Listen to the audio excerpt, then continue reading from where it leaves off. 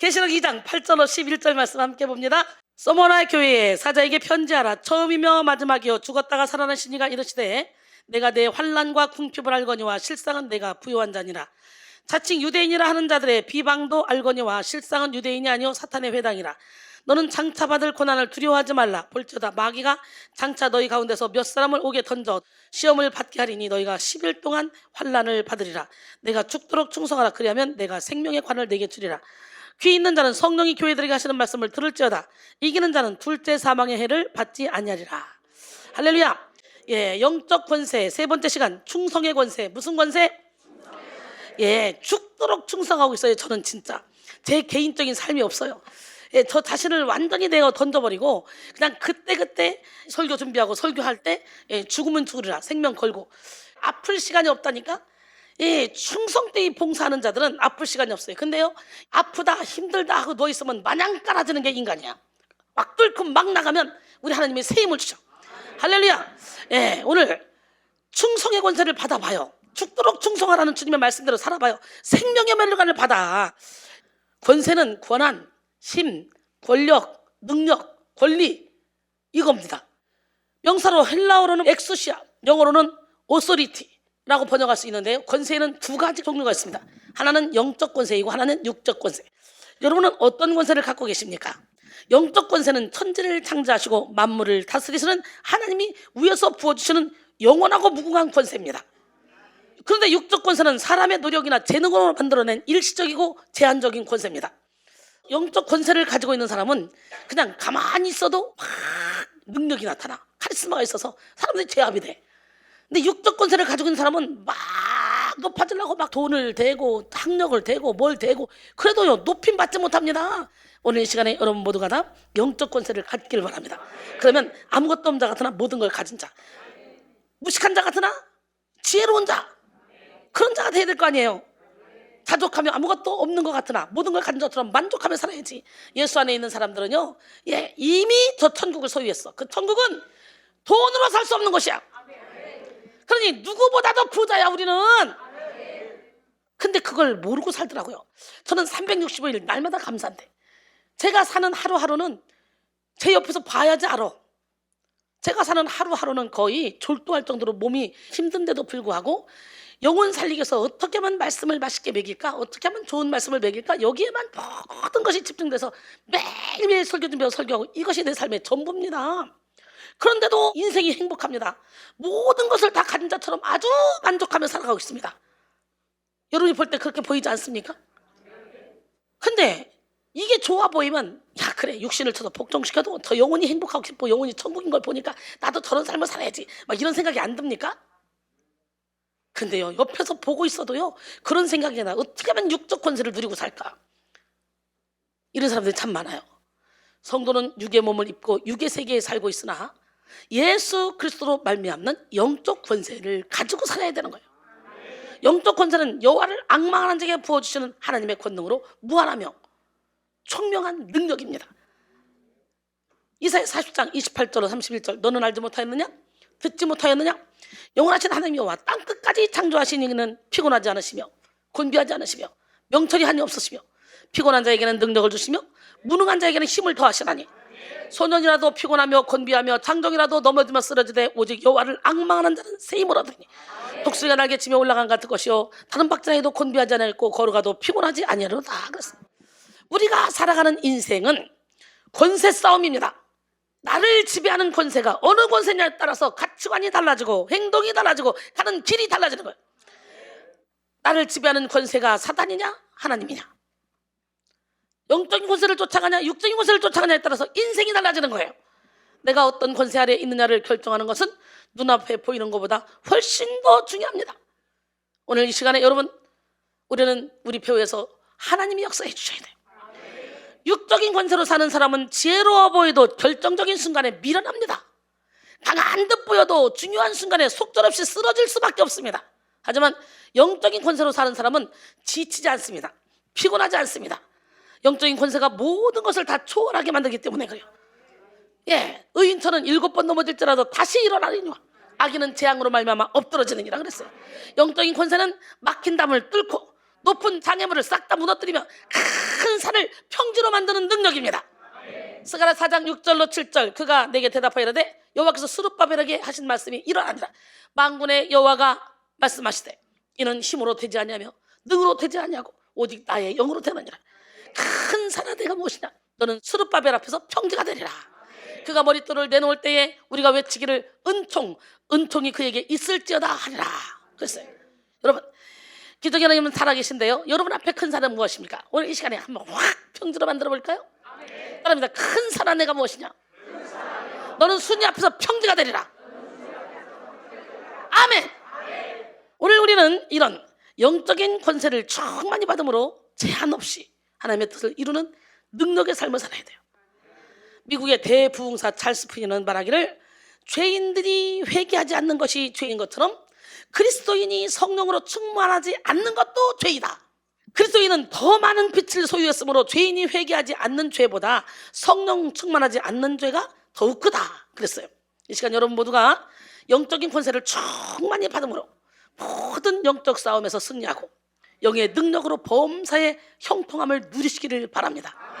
예, 영은 육이 무너질수록 살아납니다. 이와 마찬가지로 영적 권세는 영의 활동을 방해하는 육적인 자아가 깨어지는 만큼 강력하게 드러납니다. 육에 속한 자아는 스스로를 높이게 하고 소유하고 있는 것을 움켜쥐게 하고 자기 뜻을 추구하게 합니다. 이런 육에 속한 자아의 힘은 깨어짐을 방해하고 용서하지 못하게 하고 이해하지 못하게 하고 하나님의 일에 충성하지 못하게 하고 하나님 말씀에 순종하지 못하게 하고 주의 종의 말에 순종하지 못하게 만듭니다. 그래서 육에 속한 자아에 이끌리는 사람은 하늘에 속한 진정한 기쁨을 경험할 수 없습니다. 자기도 모르는 사이에 자신의 지체를 사탄에게 빼앗김으로 자신이 원하지 않는 삶을 살면서 고통과 괴로움을 피할 수가 없습니다. 그러나 영적 권세는 영혼의 복을 얻게 하는 능력이 돼서 우리로 하여금 기꺼이 깨어지게 하고 용서하게 하고 사랑하게 하며 온전히 충성하게 합니다. 영적 권세가 충만한 사람일수록 진정으로 자신을 위한 선택이 하나님의 말씀에 순종하는 것이라는 것을 분별하고 영적인 원리를 따라갑니다.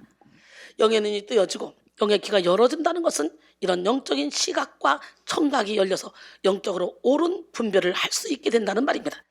오늘 이 시간에 여러분 지혜와 계시의 영이 여러분에게 임하기를 원합니다.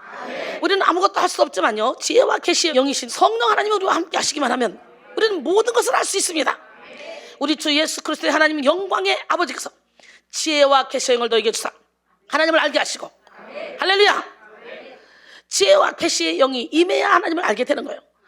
또 너희 마음의 눈을 밝히사 그의 부르심의 소망이 무엇이며 성도 안에서 그 기업의 영광이 풍성함이 무엇이며 그의 힘의 위력으로 역사하심을 따라 믿는 우리에게 베푸신 능력의 지극히 크심이 어떤 것을 너희로 알게 하시기를 구하노라. 에베소 1장 17절로 19절 말씀이죠. 기적의 하나님, 능력의 하나님, 살아계신 하나님은 오늘 이 시간에 여러분에게 영적 분별력을 주기를 원하십니다. 영적 분별력은 하나님께서 우리에게 가라 말씀하실 때와 서라 말씀하실 때와 멈추라 말씀하실 때를 아는 능력이에요. 능력. 모든 일을 하나님의 뜻에 비춰 판단하는 능력이 영적 분별이에요. 오늘 영분별의 은사를 받읍시다. 토마스 와스는 하나님은 우리에게 유익이 되는 것만 명령하신다 라고 말했습니다. 영적인 사람은 하나님의 뜻을 신뢰할 수 있는 능력을 소유하게 되는 것입니다. 만약 여러분이 끊임없이 깨지기 싫고 용서할 수 없으며 충성할 수 없는 마음으로 살고 있다면 그만큼 여러분의 속사람이 연약한 것입니다. 영적인 강한 권세를 받은 사람은 하나님을 대적하는 이론을 스스로 무너뜨리고 자원하는 심령으로 하나님의 뜻에 순종합니다. 여러분 모든 생각을 사로잡아 그리스도께 복종해야 돼요. 고린도서 10장 3절로 5절 우리가 육신으로 행하나 육신에 따라 싸우지 않으니 우리의 싸우는 무기는 육신에 속한 것이 아니요 오직 어떤 견고한 진도 무너뜨리는 하나님의 능력이라. 모든 이론을 무너뜨리고 하나님을 아는 것을 대적하여 높아진 것을 다 무너뜨리고 모든 생각을 사로잡아 그리스도에게 복종하게 하니, 할렐루야, 모든 생각을 사로잡아 그리스도에게 복종하는 여러분 모두가 되기를 원합니다. 오늘 우리는 충성이 강력한 영적 권세임을 알고 충성의 권세를 받아야 돼. 충성은 일반적으로 어떤 대상에 대한 복종이나 헌신을 의미합니다. 이 충성은 헬라어로 피스티스인데요, 피스티스는 신실, 믿음으로 번역할 수 있습니다. 그러므로 충성의 열매를 맺는 사람은 신실한 사람, 믿을 만한 사람을 가리킵니다. 오늘 우리는 강력한 영적 권세를 받음으로 하나님 앞에 충성하는 성도가 되어야 됩니다. 사실 충성은 영역과 비례합니다. 영적으로 지혜로운 사람일수록 하나님의 선하시고 기뻐하시고 온전하신 뜻이 무엇인지 분별하고 하나님의 뜻을 행하며 살아갑니다. 로마서 12장 2절에 너희는 이 세대를 본받지 말고 오직 마음을 새롭게 함으로 변화를 받아 하나님의 선하시고 기뻐하시고 온전하신 뜻이 무엇인지 분별하도록 하라 그랬어요. 영적으로 강한 사람일수록 하나님의 말씀을 그대로 준행합니다. 오늘 여러분 모두가 다 하나님의 말씀을 그대로 준행할 수 있는 능력자가 되기 위해서 영적으로 강해야 될 줄로 믿습니다. 하지만 영역이 약한 사람은 온전하게 충성하지 못합니다. 영적 권세가 약한 사람들에게는 언제나 충성할 수 없는 자기 나름대로의 이유가 있습니다. 영적 권세가 약한 사람들이 충성하지 못하는 자신을 합리화하는 방법을 찾아보면요, 먼저 자신의 상황과 환경에 얽매여서 충성할 수 없다고 생각합니다. 하나님의 뜻에 충성하지 못하는 사람들은 하나님 뜻보다 자신의 안정적이고 보장된 이 생활이 더 중요하다고 생각하기 때문에 언제나 자기 생활에 얽매여 살아가. 일이 많아서, 시간이 없어서, 몸이 약해서, 가정 때문에, 사업장 때문에 충성할 수 없는 것은 당연하다고 생각합니다. 그래서 정말 그렇게 제한된 삶의 방식 안에서 벗어나지 못하고 365일 거기서 거기인 삶을 살아가는 거예요. 더 기쁘고 더 감사한 삶을 살 수 있을 것이라고 바라지도 않습니다. 자기 생활에 매이는 것이 당연한 것이라 생각합니다. 신앙생활에는 자연히 능력이 나타나지 않고 간증할 것도 없죠, 그런 사람은. 하지만 영적 권세가 있는 사람들은 자기 생활에 얽매이지 않습니다. 개인의 일이나 가정을 소홀히 여긴다는 것이 아니라 우선순위를 분명하게 한다는 거죠. 성령께 강하게 인도받는 사람은 언제나 먼저 하나님의 나라와 하나님의 의를 구합니다. 그리고 하나님의 전능하신 손이 그의 모든 삶을 살피는 것을 경험합니다. 이들은 하나님의 나라에 시간, 물질, 노력을 1순위로 쏟고 하나님이 주신 능력으로 개인의 삶도 충실하게 살아냅니다. 벤자민 프랭클린은 변명을 잘하는 사람은 다른 어떤 것도 잘할 수 없다 라고 말했고요, 나폴레옹은 불가능이란 노력하지 않는 자의 변명이다 라고 했습니다. 디모데서 2장 1절로 4절, 내 아들아, 그러나 너는 그리스도 예수 안에 있는 은혜 가운데서 강하고 또 내가 많은 증인 앞에서 내게 들은 말을 충성된 사람들에게 부탁하라. 그들이 또 다른 사람을 가르칠 수 있으리라. 너는 그리스도 예수의 좋은 병사로 나와 함께 고난을 받으라. 병사로 복무한 자는 자기 생활에 얽매인 자가 하나도 없나니 이는 병사로 모집한 자를 기쁘게 하려 합니다. 할렐루야. 사실 영적 권세를 충만히 받으면요, 뛰어넘지 못할 상황과 환경은 없습니다. 모든 일을 자기 힘으로 해결하지 않고 하나님의 지혜와 하나님의 능력으로 넉넉히 뛰어났기 때문에요. 큰 날개로 날아오르는 독수리에게는 에베레스트 산도 문제가 아니에요. 태평양도 대서양도 문제가 아니에요. 63빌딩 문제 아니에요. 그런 것처럼 성령으로 사는 사람은 어떤 삶의 틀에도 제한받지 않습니다. 누가 우리를 그리스도의 사랑에서 끊으리요? 환난이나 공고나 박해나 기근이나 적시나 위험나 칼이라. 기록된 바 우리가 통일 주를 위하여 죽임을 당하게 되며 도살당할 양같이 여김을 받았나이다 함과 같으니라. 그러나 이 모든 일에 우리를 사랑하시는 말마마 우리가 넉넉히 이기느니라. 할렐루야. 내가 확신하노니 사망이나 생명이나 천사들이나 권사들이나 현재이나 장래이나 능력이나 높음이나 기쁨이나 다른 어떤 피조물이라도 우리를 우리 그리스도 예수 안에 있는 하나님의 사랑에서 끊을 수 없느니라 그랬어요. 할렐루야. 우리 하나님 멋쟁이 하나님 살아계신데요, 이 말씀을 수천 번 수억만 번도 얘기하는데 나 쟤 때문에 속상해, 나 저것 때문에 상처받았어, 나 저것 때문에 힘들어. 그런 사람들 여기 많지. 못 죽어서 그래, 못 죽어서. 아니 죽으면 저처럼 이렇게 편한데 좀 제발 좀 영적인 엄마 좀 닮어. 이렇게 영역이 강한 사람은요, 어떤 상황에서도 넘어지지 않습니다. 그러나 영역이 약한 사람들은 밭을 샀음에, 소를 샀음에, 장가 들었음에 천국잔치에 못 가겠다는 거지, 이유를 대서.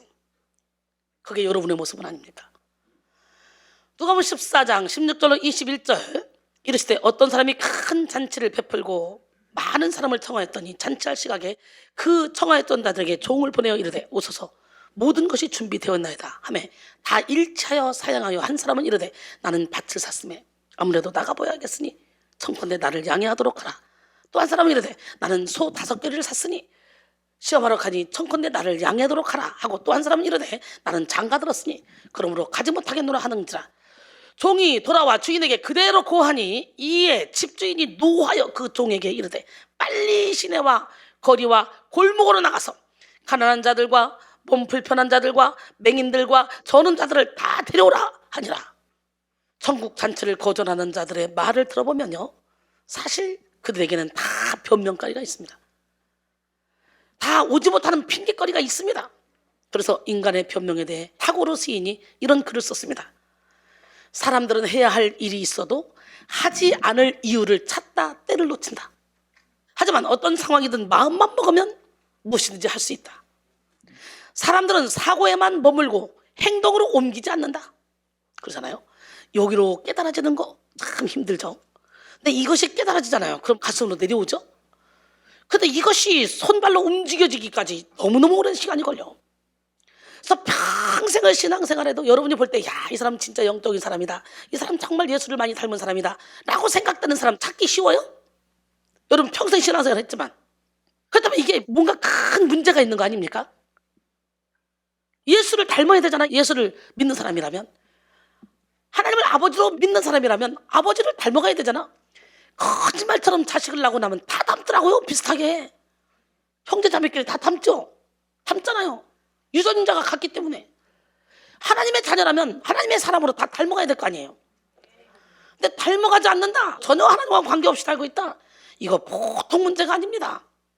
어떤 상황이든 마음만 먹으면 무엇인지 할 수 있다라는 마음으로 달려가면 할 수 있습니다. 사람들은 하고 싶다와 한다의 사이에서 고민하다가 때를 놓칩니다. 그 이유는 이 일을 해야 되겠다는 결심이 서지 않아서다라고 말했어요. 사실 모든 것은 마음의 문제이고 우선순위의 문제입니다. 오늘 여러분에게도 충성할 수 없는 핑계가 많고 이유가 많다면 영적인 날개를 달고 모든 것을 초월할 수 있는 영적인 힘을 받으시기를 소원합니다. 영적 권세가 약한 사람들은요, 하나님을 오해해서 충성할 수 없다고 생각합니다. 이런 사람들은 하나님의 뜻을 의도적으로 거부하고 본능적으로 싫어합니다. 왜? 육신의 정욕, 안목의 정욕, 이생의 자랑을 쫓아가는 것이 행복하다고 생각하니까. 그들의 내면에는 하나님을 거부하는 깊은 죄성이 있기 때문에 하나님의 뜻을 곧잘 왜곡합니다. 마음대로 하나님을 오해하고 스스로 불행한 길을 택합니다. 영적 권세가 약한 것이 그 영혼을 위해서 아주 위험하다는 것을 우리는 이 특징을 통해 알 수 있습니다. 하나님의 영으로 인도함을 받는 사람이 하나님의 자녀입니다. 그런데 하나님의 영으로 인도함을 받지 않는 사람은 불순종의 아들 가운데서 역사하는 악한 영의 인도를 받아서 자동적으로 하나님을 대적하게 됩니다. 여러분은 하나님의 영으로 인도함을 받습니까? 아니면 불순종의 인도를 받고 있습니까? 로마서 8장 12절 15절 그러므로 형제들아 우리가 빚진 자로 돼 육신에게 져서 육신대로 살 것이 아니니라. 너희가 육신대로 살면 반드시 죽을 것이로되 영으로서 몸의 행실을 죽이면 살리니 무릇 하나님의 영으로 인도함을 받는 사람은 곧 하나님의 아들이라. 너희는 다시 무서워하는 종의 영을 받지 아니하고 양자의 영을 받았으므로 우리가 아빠 아버지라고 부르짖느니라. 예수님이 말씀하신 달란트 비유를 보아도 알 수가 있습니다. 여러분, 한 달란트 받은 자 하나님 보시기에 이뻐요 안 이뻐요? 여러분이 보기에 이뻐요 안 이뻐요?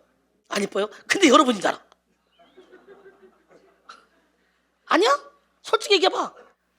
마태복음 25장 24절로 30절 한 달란트 받았던 자는 와서 이르되 주인이여 당신은 굳은 사람이라 심지 않은 데서 거두고 해치지 않은 데서 모으는 줄을 내가 알았으므로 두려워하여 내가 나가서 당신의 달란트를 땅에 감추어 두었었나이다. 보소서 당신의 것을 가지셨나이다. 그 주인이 대답하여 이르되 악하고 게으른 종아 나는 심지 않은 데서 거두고 해치지 않은 데서 모으는 줄로 내가 알았느냐? 그러면 내가 마땅히 내 돈을 취리하는 자들에게나 맡겼다가 내가 돌아와서 내 원금과 이자를 받게 하였을 것이니라 하고 그에게서 그 한 달란트를 빼앗아 10달란트를 가진 자에게 주라. 무릇 있는 자는 받아 풍족하게 되고 없는 자는 그 있는 것까지 빼앗기리라. 이 무익한 종을 바깥 어두운 데로 내쫓으라. 거기서 슬피 울며 이를 갈미 있으리라 그랬어요. 한 달란트 받은 사람은 주인이 지독하게 남들을 착취하며 이익을 챙기는 그런 악덕주의 불량배라고 생각했습니다. 그래서 주인을 싫어했고 열심히 일할 동기를 갖지 못했습니다. 여러분, 여러분의 내면 안에도 이런 오해가 있지 않은지 한번 살펴보세요. 하나님에 대한 오해는 우리 삶에 하나님을 우선순위로 두는 것을 두려워하게 만듭니다. 내 영역을 고수하고 내 것을 쥐고 있도록 한다는 거예요. 그렇기 때문에 점점 자신의 소유에만 집착하게 되고 하나님께 충성하지 않게 됩니다. 하나님은 좋으신 분입니다. 하나님을 알면 알수록 평안을 누리고 감사를 회복하는 삶을 몸소 체험하며 살아가게 됩니다. 저는 그저 감사밖에 없어요. 감사. 이것도 감사, 저것도 감사, 돼도 감사, 안 돼도 감사, 이것도 감사, 그냥 감사. 빼앗고 착취하며 우리를 노예처럼 다스리는 분이 아니에요. 하나님은. 하나님의 모든 명령은 결국은 우리를 위함이라는 거 깨닫기를 원합니다. 그 다음에 영적 권세가 약한 사람들은요, 자신의 능력이 부족해서 충성할 수 없다고 생각합니다. 하나같이 노력하기 싫어하고 인내하는 것을 어려워합니다. 그래서 안 되면 그래 나는 능력이 없지, 그래 나는 못하지, 쉽게 단정 지으며 포기합니다. 그리고 노력을 통해 전문성을 소유하게 된 사람을 저 사람은 타고난 사람이야, 저 사람은 원래 잘하는 사람이야 라고 여기며 자신과는 다른 부류라고 취급합니다. 그들의 연약한 속사람이 게으름과 안일함에 쉽게 매이기 때문이에요. 영적으로 권세가 충만한 사람은 부지런해서 새로운 것을 습득하는 것에 망설이지 않습니다. 주님께 쓰임받기 위하여 필요한 능력을 갖추기 위해서 시간, 물질, 노력을 투자합니다. 자신의 부족한 부분을 쿨하게 인정하고 자기 발전을 위해 힘쓰는 사람, 이런 사람이 영원히 건강한 사람이야. 사랑하는 성도 여러분, 하나님은 열심히 노력한 자를 사랑하시고 준비된 자를 사용하십니다. 노력 없이 잘할 수 있는 사람은 없어요. 이순이가 노력 없이 왜 이렇게 장문의 설교 하겠어요? 하나님은 수많은 그릇이 있지만요, 깨끗하게 준비된 자를 쓰셔요. 깨끗한 영혼은 돈 가지고 세탁이 되는 게 아니야. 하이타임 먹고 혼자 팍 된다고 세탁이 되는 게 아니라니까. 말씀에 빛이 들어와야 세탁이 되는 거야. 그 말씀의 빛은 한 번에 되는 게 아니야. 말씀을 전하고 또 전하고 막 두드러 패고 막 또 두드러 패고 막 또 완고하게 가시게 옷을 가면을 많이 써서 이걸 또 깨고 부시고 그러다가 막 많은 틈을 줘서 그 틈 사이로 말씀의 빛이 슉 들어가게 하면 이 안에서 막 깨지기 시작하는 거지. 깨집시다. 부서집시다. 무너집시다. 네. 디모데서 2장 20절로 21절. 큰 집에는 금그릇과 은그릇뿐만 아니라 나무그릇과 질그릇도 있어. 귀하게 쓰는 것도 있고 천하게 쓰는 것도 있나니 그러므로 누구든지 이런 것을 자기를 깨끗하게 하면 귀 쓰는 그리스도의 거룩하고 주인의 쓰심에 합당하며 모든 선한 일에 준비함이 됨이라 그랬어요. 할렐루야. 우리는 모든 핑계를 내려놓고 성령의 도우심을 믿고 인내하며 충성해야 됩니다. 로마서 12장 11절에 부지런하여 게으르지 말고 열심을 품고 주를 섬기라 그랬어요. 히브리서 6장 11절로 12절, 우리가 간절히 원하는 것은 너희 각 사람이 동일한 부지런함을 나타내어 끝까지 소망의 풍성함에 이르러 게으르지 아니하고 믿음과 오래 참음으로 말미암아 약속들을 기업으로 받는 자들을 본받는 자 되게 하려는 것이니라 그랬어요. 오늘 본문은 서머나 교회에게 주신 예수님의 편지 내용입니다. 서머나 교회는 예수를 믿는다는 이유로 무서운 박해와 환난을 견뎌야만 했습니다. 그러나 주님을 향한 사랑으로 이 모든 고난을 잘 이겨냈습니다.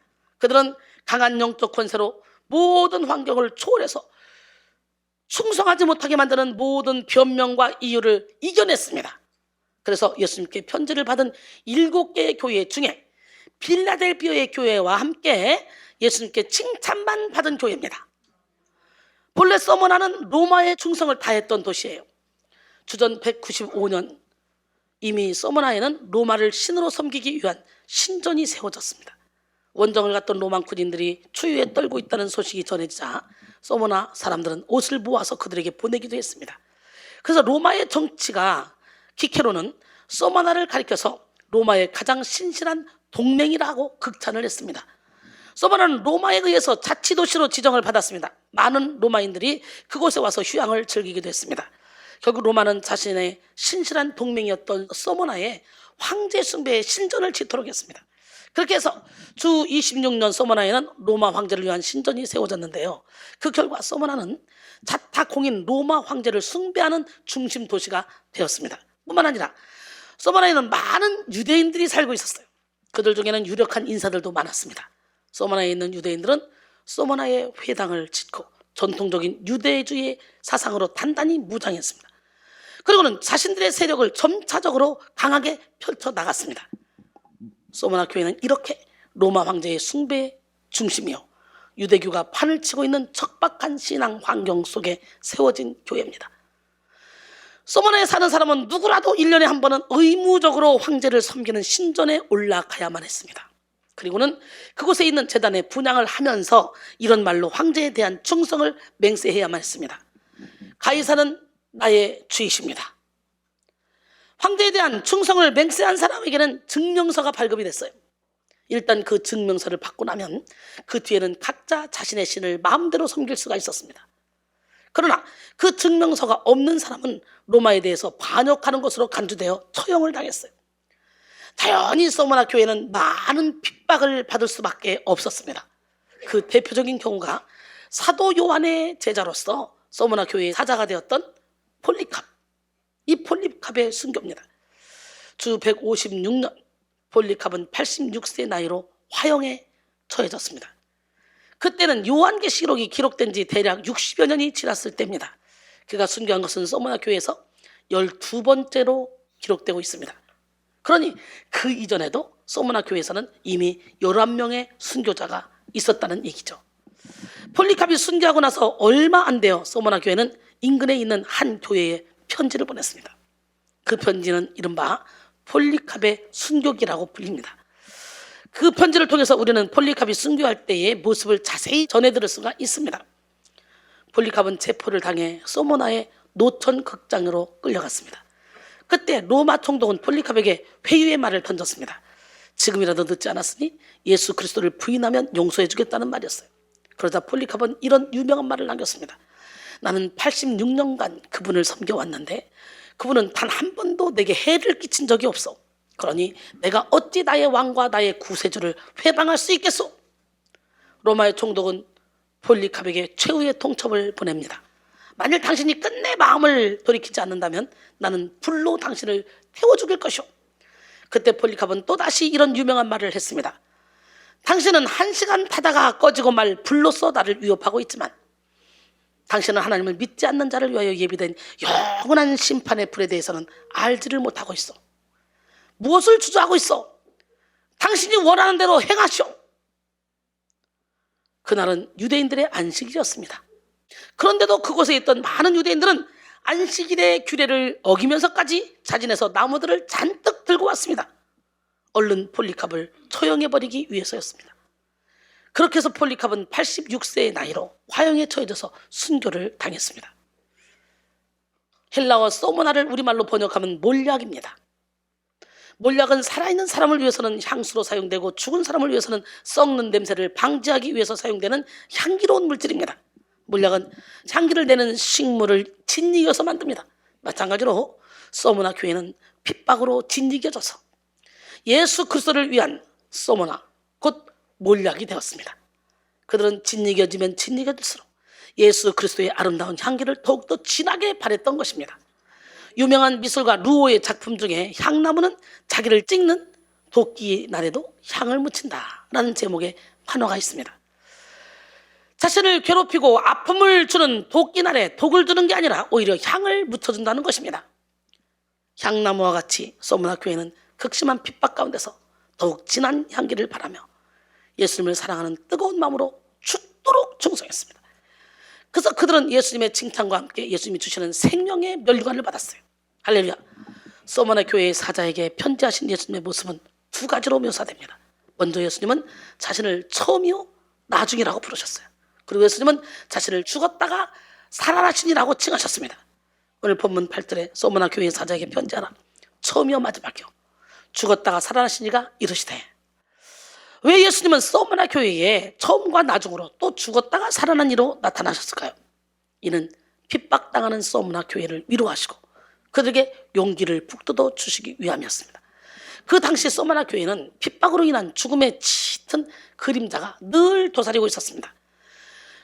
그러한 상황에서 예수님은 자신이 처음이요 나중임을 밝혔어요.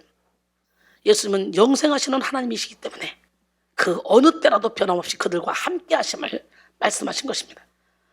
또한 예수님은 소모나 교회에게 자신이 죽으셨다가 살아나셨다는 사실을 깨우쳐 주셨습니다. 이는 비록 그들이 순교하더라도 그들도 예수님처럼 부활하게 될 것임을 말씀해 주셨던 것이. 이어서 예수님은 소모나 교회를 마음껏 칭찬하셨습니다. 오늘 본문 9절에 내가 내 환난과 궁핍을 알거니와 실상은 내가 부요한 자니라.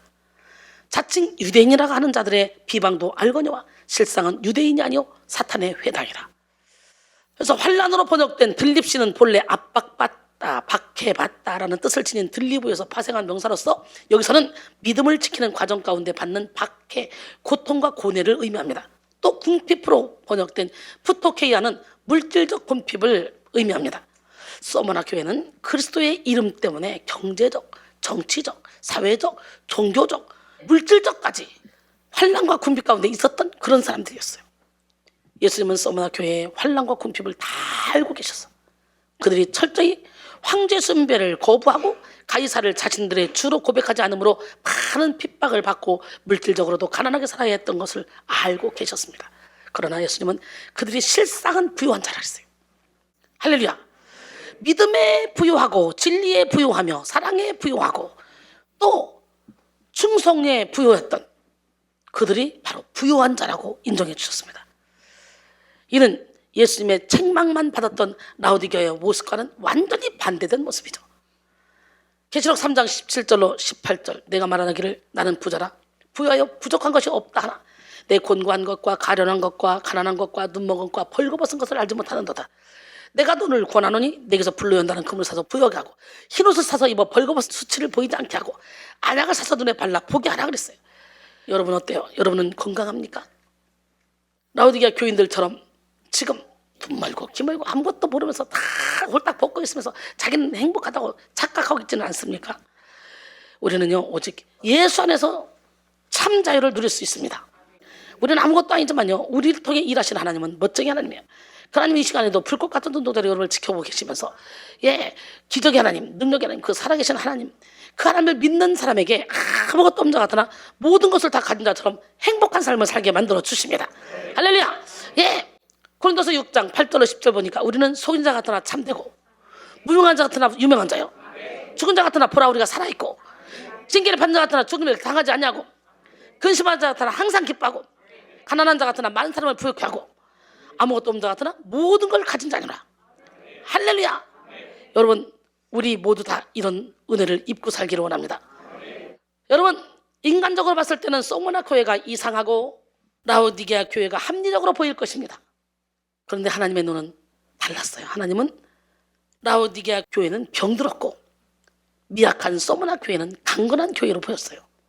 하나님의 눈에는 예수님은 물질적으로 부유한 라오디게아 교회를 칭찬하시지 않았어요. 영적으로 부유한 소모나 교회를 칭찬했어요.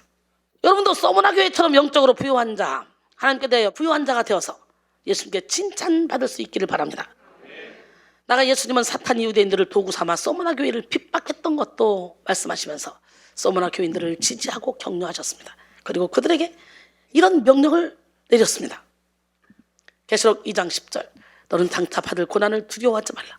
볼지어다 마귀가 장차 너희 가운데서 몇 사람을 옥에 던져 시험을 받게 하리니 너희가 10일 동안 환난을 받으리라. 내가 죽도록 충성하라. 그러면 내가 생명의 관을 내게 주리라. 할렐루야. 오늘 여러분 모두가 다 생명의 관을 받기를 원해요. 잘난 척하는 라오디게아 교인들은 빨리빨리 안약을 사서 눈에 발라 보게 하라고 흰옷 사서 입어서 벌거벗은 수치를 보이지 않게 하라고 막 야단을 주고 회개하라 막 이러잖아요. 장차 받을 고난이란 대대적인 핍박이 또다시 도래할 것을 예고한 것입니다. 그러나 주님은 두려워하지 말라고 하셨습니다. 여기서 사용된 동사는 현재 명령형으로 계속해서 두려워할 필요가 없음을 나타낸 것입니다. 그리고 죽도록 충성하라고 하셨는데 이 또한 현재 명령형으로서 계속해서 믿음을 지켜야 한다는 의미를 갖고 있습니다. 그래서 죽도록으로 번역된 아크리다나투는 문자 그대로 죽음에 이르기까지입니다. 이것은 충성된 증인으로 순교적 죽음의 전형을 보여주신 예수 그리스도의 죽음을 연상시키는 동시에 그의 몸인 교회가 극한 순교적 죽음에 동참해야 될 것을 암시한 것입니다.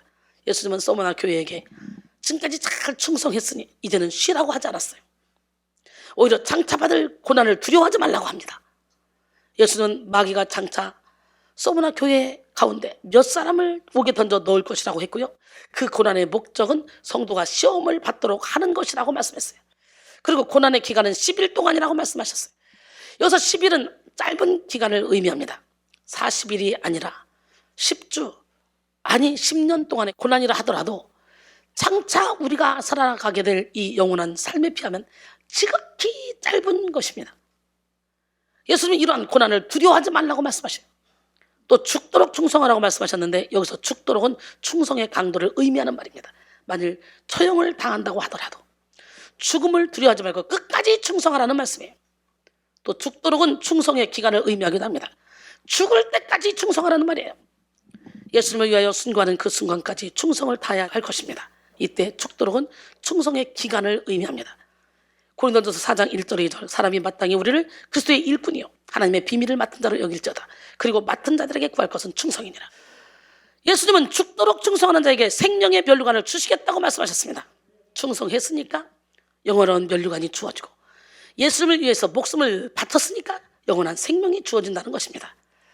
고린도서 4장 17절 18절, 우리가 잠시 받는 환난에 경한 것이 지극히 크고 영원한 영광의 중한 것을 우리에게 이루게 하매니, 우리가 주목하는 것은 보이는 것이 아니요 보이지 않는 것이니, 보이는 것은 잠깐이요 보이지 않는 것은 영원함이라 그랬어요. 런던의 박물관에 충성이라는 제목의 그림이 있는데요, 이것은 AD 79년 이태리의 폼페이 도시가 화산재로 뒤덮일 때의 광경을 그린 그림입니다. 사치와 허영과 음란의 도시인 폼페이가 화산재로 뒤덮일 때 다른 사람들은 모두 생명을 건지고자 도망쳤습니다. 그러나 성문을 지키는 한 병사는 그 와중에서도 도망을 가지 않고 자기가 지켜야 될 그 자리에 꿋꿋이 서 있다가 그 뜨거운 화산재에 쌓여 죽는 장면의 그림입니다. 이것이 곧 충성입니다. 또 예수님은 서머나 교회를 향해 이기는 자는 둘째 사망의 해를 받지 않을 것이다 라고 말씀하셨어요. 이기는 자란 예수 그리스도 안에 있는 참성도, 곧 진정한 그리스도인을 가리킵니다. 예수 그리스도 안에 있는 자는 사탄의 권세를 이기며 죄와 사망의 권세를 이기기 때문입니다. 이기는 자는 둘째 사망의 해를 받지 않습니다. 서머나 교회의 성도들은 핍박으로 인해서 첫째 사망의 고통은 당할 수가 있습니다. 그러나 그들은 둘째 사망의 해는 받지 않습니다. 계시록 20장 6절, 이 첫째 부활에 참여하는 자들이 복이 있고 거룩하도다. 둘째 사망이 그들을 다스리는 권세가 없고 도리어 그들이 하나님과 그리스도의 제사장이 되어 1000년 동안 그리스도로 더불어 왕노릇하리로다. 여러분, 첫째 부활하는 자들, 둘째 사망에 들어가지 않는 자들, 우리 모두가 다 그런 자들이 되기 위해서 우리의 내면을 청소해야 돼요. 내면이 강건해져서 언제 어디서나 휘둘리지 않는, 흔들리지 않는 그런 믿음을 소유할 때 이 안에서 막 충성심이 불타오릅니다. 결론적으로 사랑하는 성도 여러분, 충성은 영적 권세에 비례합니다. 하나님은 복 주시기를 원하는 자에게 충성을 요구하십니다. 그래서 환난과 궁핍 속에서도 믿음을 지키고 충성한 서머나 교회에게 죽도록 충성하라고 말씀하시는 거예요. 그러므로 우리는 하나님이 우리에게 큰 충성을 요구할수록 영광스럽게 생각하고 감사함으로 충성해야 됩니다. 하나님께 신뢰받는 자, 하나님께 사랑받는 자가 충성의 대상이 되며, 충성하는 자는 더욱더 영적 권세를 받아서 영적인 풍요로움을 누리게 됩니다. 이 시간 여러분 모두가 영적 권세를 받음으로 충성하지 못하게 하는 모든 핑계를 십자가에 다 못 박고 죽도록 충성하여 생명의 면류관을 받는 능력자들이 되기를 주님의 이름으로 축원합니다. 기적의 하나님, 능력의 하나님 살아계신데, 우리 깨지고 부서지고 무너지는 만큼 우리 안에 평강이 임하고 희락이 임하고, 주님이 우리와 함께 할 줄 믿습니다. 힘들고 지쳐 낭망하고 넘어져 일어날 힘이 전혀 없습니까? 서머나 교회 칭찬받았죠. 엄청난 핍박과 환난이 있었죠. 그런데도 그 중에서도 굳건하게 믿음을 지켜서 칭찬을 받은 교회잖아요. 오늘 우리 모두가 다 이렇게 환난 중에도, 극심한 고난 중에도 하나님의 신실한 믿음을 지킴으로, 하나님께 충성됨으로 영적인 권세를 받고 하나님이 기뻐하는 영원산 일의 생명을 걸기를 원합니다.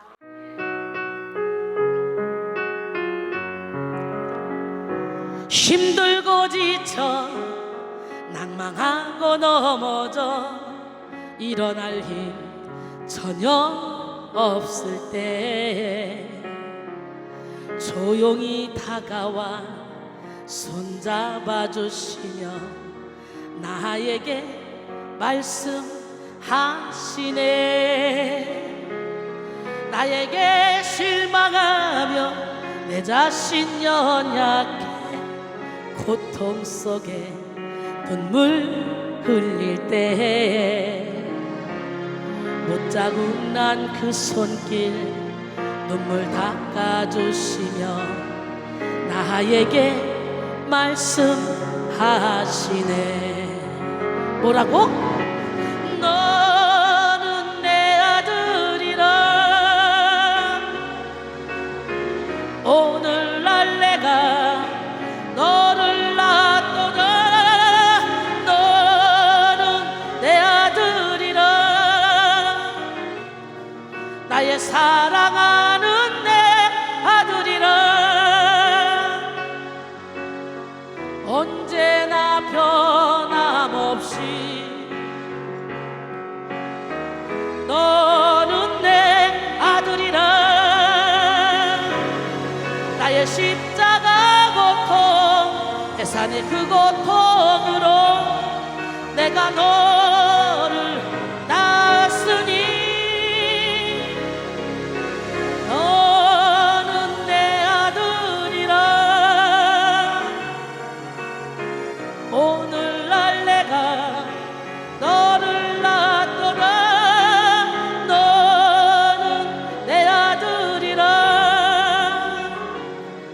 나의 사랑하는 내 아들이라. 오늘 이 음성이 들려야 돼요. 나의 모습, 나의 소유 모두 다 주님께로 드리기로 결단하고 어제 일과 내일 일도 다 주님 앞에 내려놓고 나의 꿈과 나의 소망도 주님 앞에 다 내려놓고 주님이 주는 영적인 권세를 가지고 세상을 이기며 환경을 이기며 살아가는 여러분 모두가 되기를 원합니다. 할렐루야. 나의 모습, 나의 소유 주님 앞에 모두 드립니다. 모든 아픔, 모든 기쁨, 내 모든 눈물 받아 주소서. 어제 일과 내일 일도 꿈과 희망 모두 드립니다. 모든 소망, 모든 계획 내 손과 마음 받아 주소서. 나의 생명을 드리니 주 영광 위하여 사용하옵소서. 내가 사는 날 동안에 주를 찬양하며 기쁨의 제물 되리. 나를 받아주소서. 나를 받아주소서. 가사 속에 들어가 한 번 더. 나의 모습, 나의 소유 주님 앞에 모두 드립니다. 모든 아픔, 모든 기쁨, 내 모든 눈물 받아 주소서. 어제 일과 내일 일도 꿈과 희망 모두 드립니다. 모든 소망, 모든 계획 내 손과 마음 받아 주소서. 나의 생명을 드리니 주 영광 위하여 사용하옵소서. 내가 사는 날 동안에 주를 찬양하며 기쁨의 제물 되리. 나를 받아주소서.